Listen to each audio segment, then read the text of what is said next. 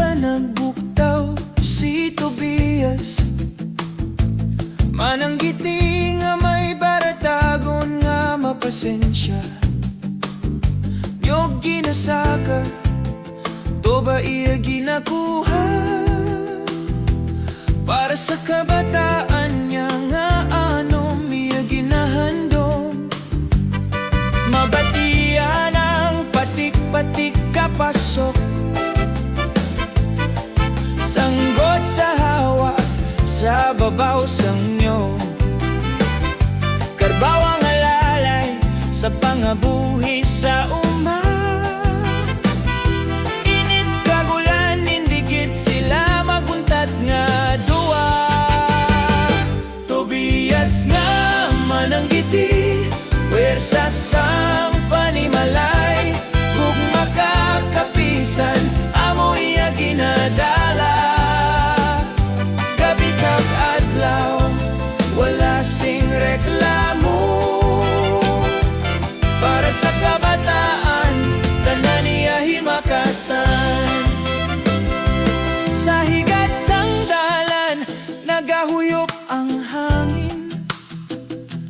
Nagapasilong siya sang iya kabudlay kag nagahanduman. Biskan hindi kumangin, magmanggaranon sa kalibutan.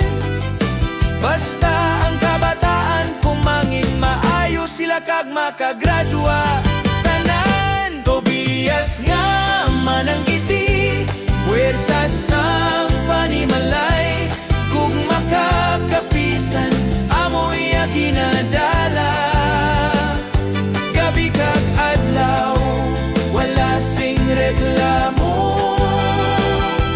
Para sa kabataan, tanan iya himakasan. Karbaw ginasandigan, kaupot sa pangabudlay. Nagapakita nga ang paghimakas, hindi sa hambal lang kundi aksyonan. Gid sa kada tulos ang tuba nga iya ginakolekta. May paglaom nga nagabunga para sa ila kabuhi nga mas matahumpang. Tobias nga mananggiti, ehemplo sang pagpalangga. Sa iya kabataan, kagasawa, ginahimakasan niya. Ang iya istorya, isa kapahanumdom sa tanan. Na ang gugma sang amay, wala sing katapusan. Ang kabudlay, hindi basta-basta, pero may premyo gid diya. Pagpalangga, pagtuo, kag paghimakas para sa pamilya nga ginatamdan.